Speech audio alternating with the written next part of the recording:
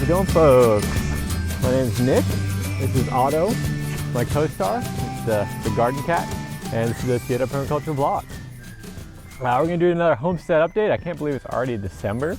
That kind of blows my mind a little bit. I don't know about you, but yeah, already December, so it's time for another homestead update. So we're gonna focus on that today. Just giving you an overview of what's going on in the homestead, what's been happening, and what's growing, and how the chickens are doing, etc. So likely it'll be a little bit longer, so let's just get started. Here's Otto, good boy. He's been, I just had to look for him for a while. Couldn't start the production until I found him, and it took forever for me to find him. But he's a good boy. He's a good boy. Huh? Yeah. I think he was just overplaying in the neighbor's yard right over here, behind here. He loves that whole yard area. It's pretty much open, and they don't really live there, so he feels at home over there just as much as here. So he's always checking it out, hanging out over there, jumping around the grass. He loves long grass. All right, we'll head on into the chickens now. Hey, bud. How's it going? Now you two over here. Good mama. Hey, mama. How you doing? Those two are good. You'll notice here that I filled this food yesterday morning, and it's still over halfway full. Since I've made a compost pile, that has been the case. As you can see here, I have a compost pile right in with the chickens, and that gives them something to scratch around in, find food in, etc. And they pretty much have not been eating their kind of dry food here since I built this pile. So that right there is an argument for keeping a compost pile with your chickens. It reduces your feed costs, but also you'll end up getting compost long term.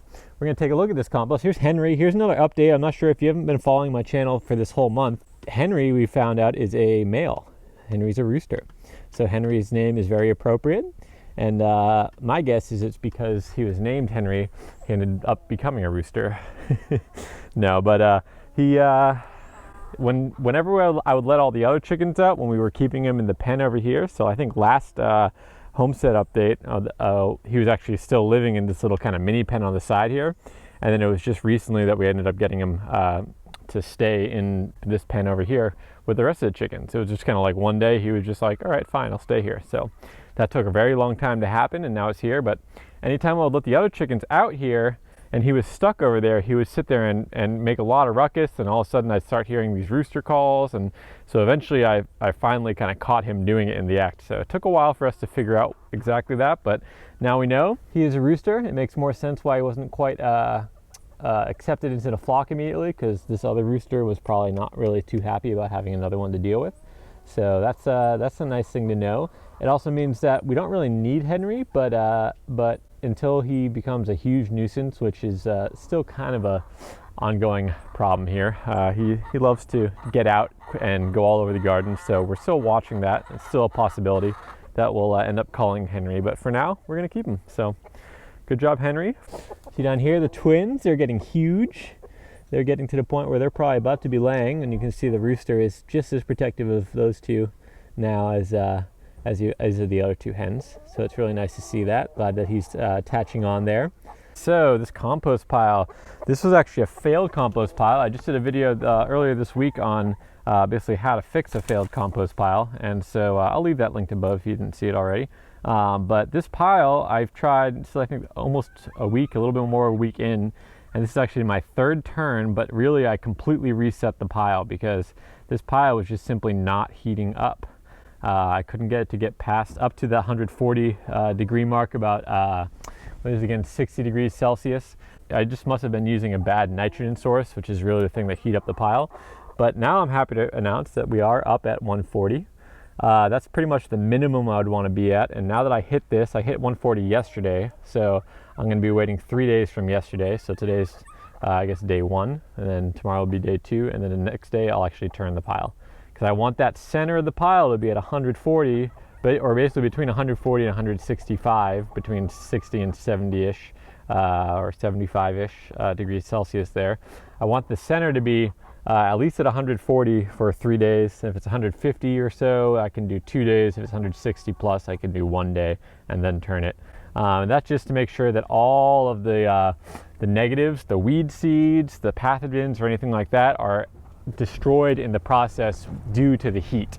So you need to get enough heat for long enough to actually destroy all those negatives that you don't want in your pile, and that's basically what makes a really high quality hot compost. So excited that it's finally heating up. I'm kind of overjoyed, because it's kind of sad when you fail a pile a couple times in a row, especially when I'm trying to teach it to you guys.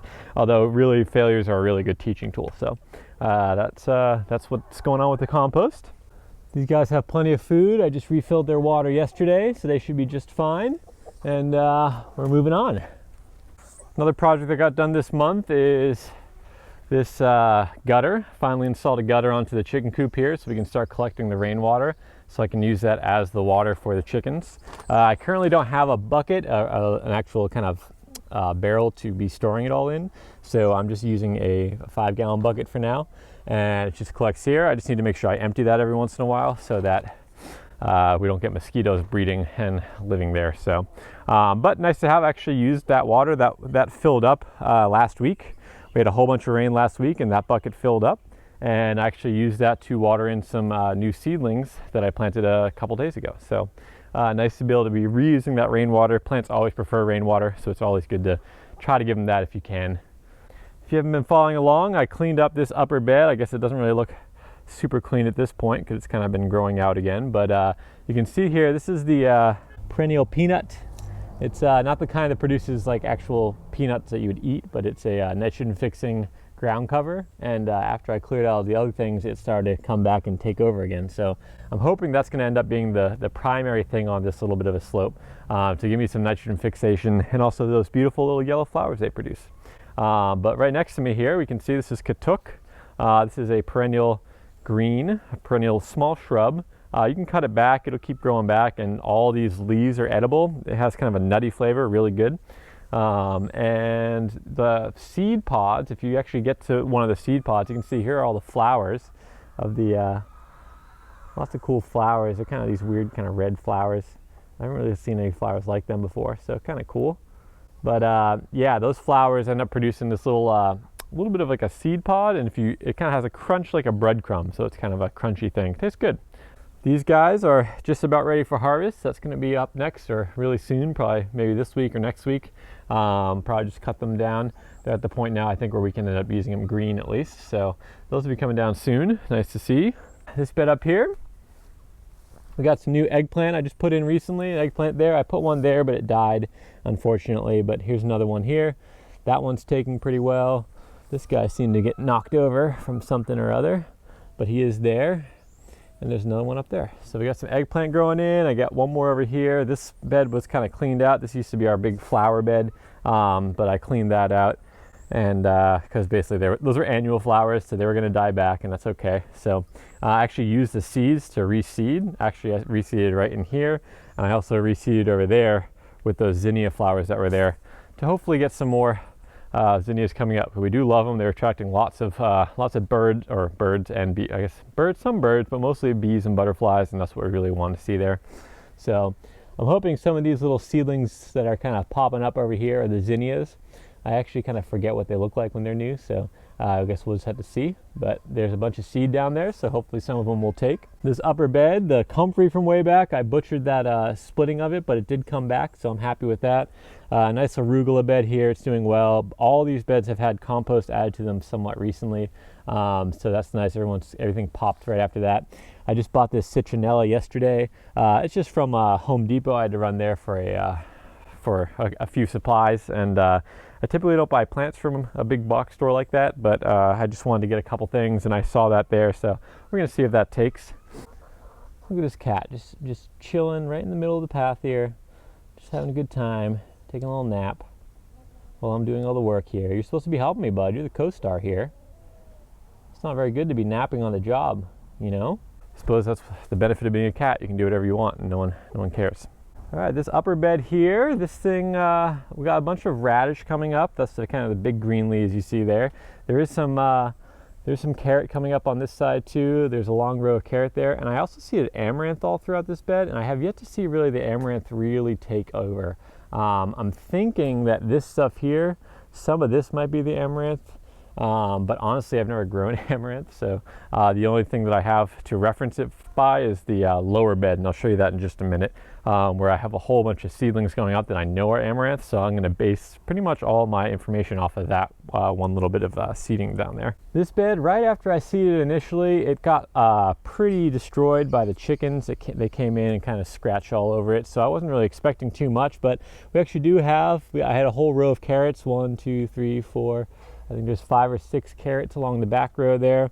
I also seeded some spring onions, or green onions, as well as some garlic chives throughout here, and I see a couple of those are starting to come up.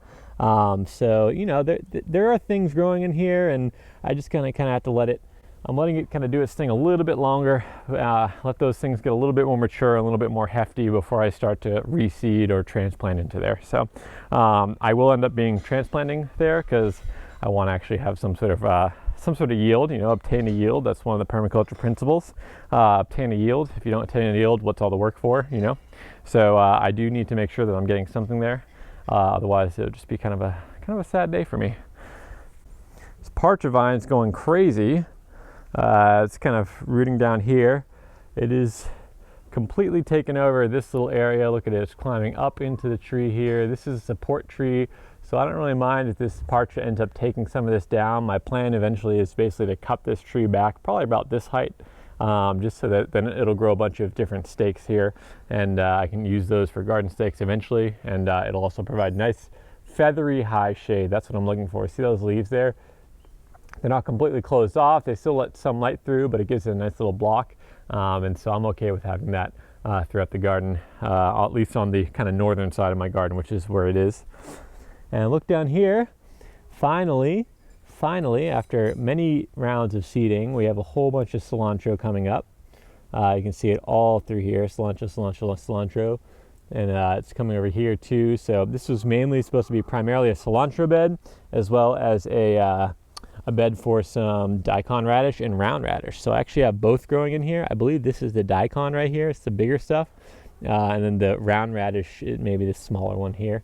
Honestly, I forget at this point, because just like my other beds up top, just like the bed up top, right after I seeded this thing initially, the chickens came in, got out and came in here and started scratching all over the place. So things kind of got a little bit confusing. I had it all laid out, I had it mapped out, but at this point I have no idea whether or not any of that's actually true anymore. So we're just gonna have to live with it. Nice to see at least some of these daikon, I think. I'm pretty sure this is the daikon radish. It's doing well.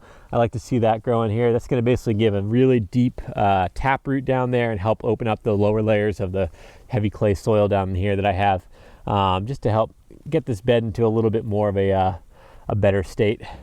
You'll notice I'm just picking out a couple of the weeds that I know that I don't want in here while I'm talking to you guys, trying to multitask a little bit.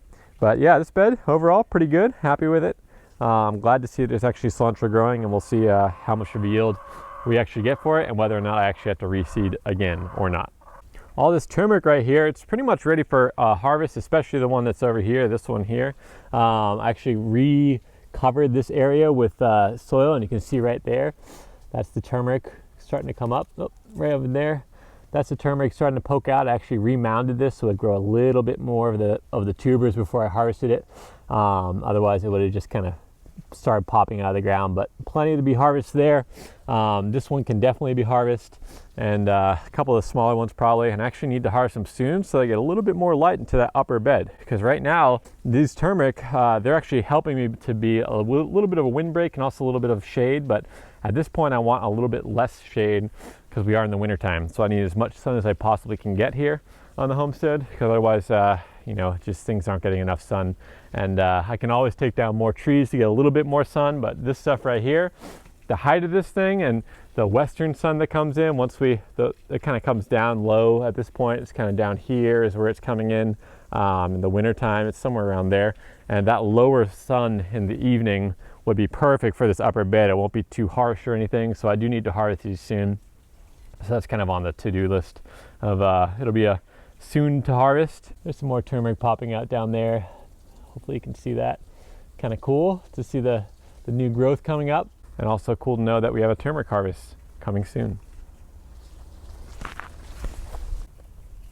The cat has moved. Now he's curled up underneath a bunch of plants here next to a rock, enjoying his napping time. You can see him down here. Good boy. Good boy, Otto. All of a sudden he's sleepy. He's super hyper all morning, and now he just wants to chill. Right here, I just cleaned up this upper part yesterday, and I basically cut this back. This is the green chili. It's a very small kind of, it goes maybe about that long, that wide. Small chili. These things produce abundantly. It just keeps producing, keeps producing. I haven't seen it stop yet. And look how big this thing is. This is just like a small chili. And I just cut this back. I gave it a really hard prune. We're going to see if it comes back with new fresh growth and new peppers. But if it doesn't, I can just cut it back, and that's fine. And underneath here, I added a bunch of spearmint. Yerba buena. So this will be a nice, we've been wanting mint for a while, and I think it'll be pretty good here. It gets enough sun, but also has a decent amount of moisture there. So we'll see. Then I obviously, you can see there that I mulched it all with papaya leaf, some of my favorite mulch. And that's gonna be hopefully some nice mint for us underneath that chili. On the lower part of this bed here, you can see I have a nice fenced in area. That's because I just transplanted a bunch of stuff in here, and I don't want the chickens to get in here or the cat to get in here. The cat loves this bed for doing its business in. Along the back here, I have just three celery here, because I didn't want to go too much, and I actually don't know exactly where we're going to do the best in this bed or in the backyard here. So I'm going to try to spread out all the celery to see where it likes it the best. But we got celery here. We have 2 tomatoes. These are kind of local tomatoes. So hopefully they'll do well. I put those on the northern side so that when they get big and bushy, they're not going to block the sun from over here. So the north is this way, and all the sun basically is going to come down this side. So everything that's on this side should still get plenty of sun, even when these tomatoes go up and take over this area up here. So that's why I put them up here. And then I basically just made these little mounds and I put them somewhat on contour, leaving a little bit of a raised mound, and kind of directed the water so any excess water will kind of flow down. And then down there I have another, just a seed bed, and I put a whole bunch of Asian greens right in there. So it's Asian greens all throughout here. I see that as kind of a quick ground cover. Hopefully that'll pop up. And then all these small little things you see, these are all basil. And hopefully that'll take over and we'll have plenty of basil to eat. So that's what the bed looks like from down here. Obviously, it's not ideal to have all this green stuff. I'd rather just look at my beds, but the fencing gives us a nice element of security and knowing that our crops will not be at least destroyed by the chickens or the cat. Check out this little lizard on here, using this little area to do his hunting on. And here we go. This is a new aloe I just put in here. I also picked that up yesterday.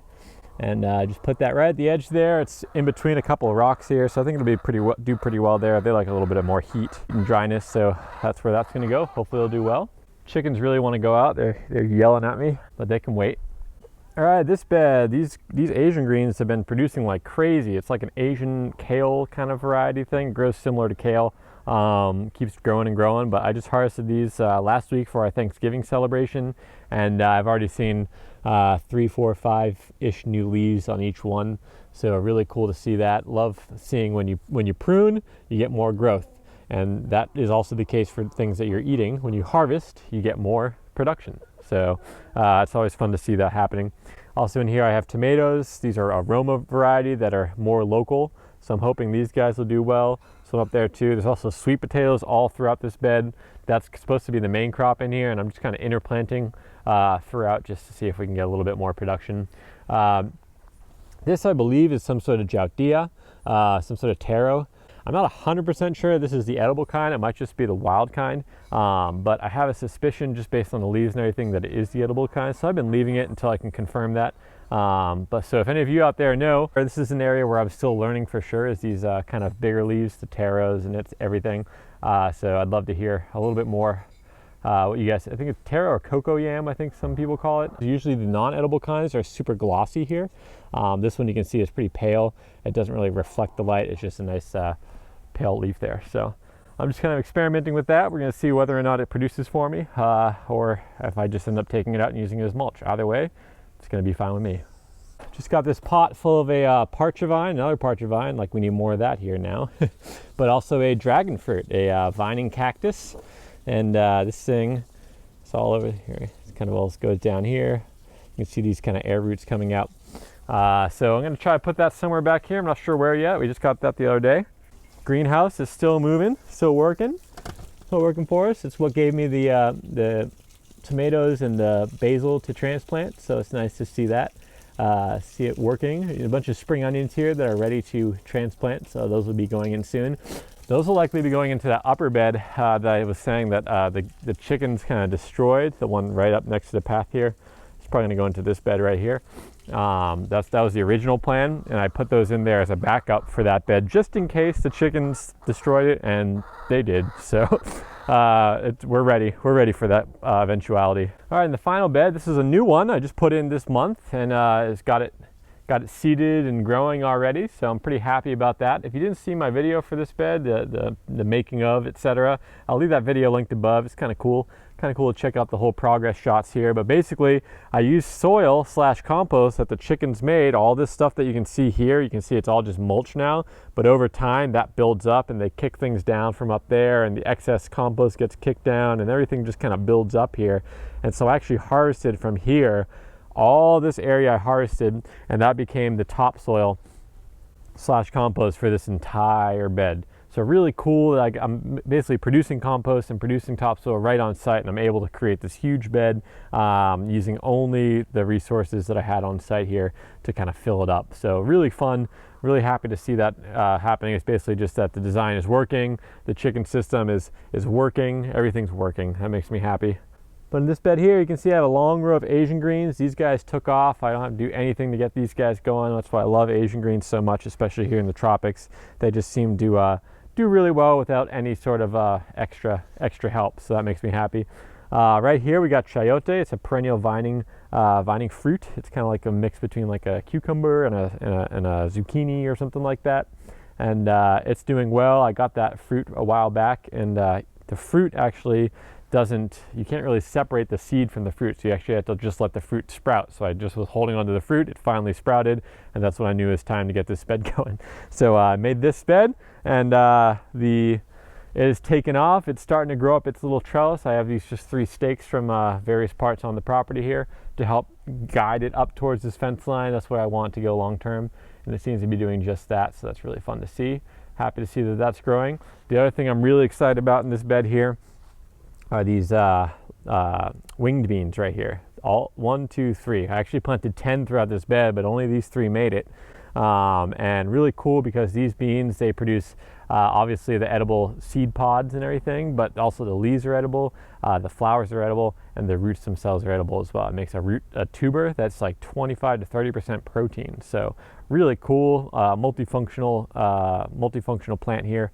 And really excited to see how that does. I've never grown wing bean before, so I'm really excited to see exactly how it works. And I use this old staircase railing here to hopefully act as a trellis, so it can kind of vine up these things and spread all over the place. I suspect it's going to need way more than just that little bit of trellis pretty soon, pretty quick, because I think it's a pretty robust growing thing. But we're just waiting. We're going to see if it takes. I got my fingers crossed because they're the only ones that came up that they'll actually produce. So I can hopefully save those seeds and use them for the next variety to move them throughout the property. This bed was made underneath these 2 plantains that I planted last year, or not last year, but sometime in the spring I planted these at the beginning of the coronavirus shutdowns. And these guys have already gotten way above my head, and they're also both already sending out their first hijos, their first little babies. They're already starting to come out. There's one there, and that one's there, and there's actually a third one further down on that side. So these guys are already in their kind of full-fledged production mode. I expect that we'll start seeing a flower out of these guys in the next month or 2, maybe a little bit longer, but they're getting to the height at least that I would expect them to be throwing out some sort of flowers. So yeah, that's it for all the beds, the growing beds. Just a couple other little updates here. This fencing, I just redid all this fencing down here. All that kind of brush you see was from this kind of ornamental kind of bush right here. It's an ornamental shrub, and I just kind of cleaned it up. It was just really overgrown, so I just cut it back quite heavily, and I used all these. It ended up being a little barrier when this fence line was kind of decrepit and falling apart, so I just put it there to act as a semi fence line to hopefully keep the chickens out of there. Did not work at all. They kept getting out anytime I let them out here. So I just redid this fence. I'll probably actually need to redo it once again with some chicken wire on this side. I just ran out of chicken wire, but just to make it a little bit higher. But I did that over to here, and then on this side, I have actual chicken wire, and you can see I actually have it going from that post, and it kind of curls out so that it kind of blocks them from going up that way too. So hopefully this will keep them out of this area and in there, because this is pretty much how they enter. They go through here and then they climb up the rock over here and then go up into the garden area whenever I let them out here. So that really only happens if I let them out and I'm not really watching them. For instance, if I'm inside on the computer working and I want to let them out for a little bit. So I'm really hoping that this will help keep them where they're supposed to be, keep them out of the places they're not supposed to be, and just help with that control there. The one other thing I did here, the kind of just homestead project wise, is I took down that hurricane shelter I put up a while back. So you can see there's the 2x4s are basically using it to holding it in place, and then the actual platform is right there. That's what was actually up against the wall, and that just kind of gave them a nice little safe place to live in case we had a hurricane or storm season, but now we're past that. But actually, when I took this down the other day, I found right around there was actually a snake that had just caught in a gecko. Actually, I think I have a video of it, so I'm gonna just play that real quick. I was actually completely surprised. I didn't see it at all. And this snake, I think it's a baby boa. So they get pretty big here, Puerto Rican boas. But this is probably a 3 foot long one ish. Total length is my guess. Really love to have those snakes here, help them clean up all those excess rodents, and especially the rats and everything. We had a lot of rat and mice problems, and having those boas here, that's one of their main food sources. So once that guy gets a little bit bigger, it'll start getting those rats and those lizards too, the bigger lizards that we don't really want here. So really excited to see that happening and moving forward. Love to see snakes populating the garden. I've been seeing actually quite a few snakes back here, and that makes me really happy to have those upper level predators within my little homestead here. It's a really cool thing to see. All right, I think that's it for the homestead update. I thought I had a little bit more to show you, but I think that's it actually. That's probably long enough for you guys anyway. So yeah, I hope you enjoyed that. If you have any questions about what I'm doing on my homestead or anything like that, please feel free to leave a question below. I'm happy to answer those. You can leave those in the comments, and I try to answer those at least every day that I'm posting a video. I try to go through all the comments and respond, etc. So you may not get a reply, the same day or the next day, but it'll be when I release the next video, you'll be getting some sort of response. Hopefully that's okay with you guys, and leave those questions if you have them. And hope you enjoyed. Until next time, have a good one.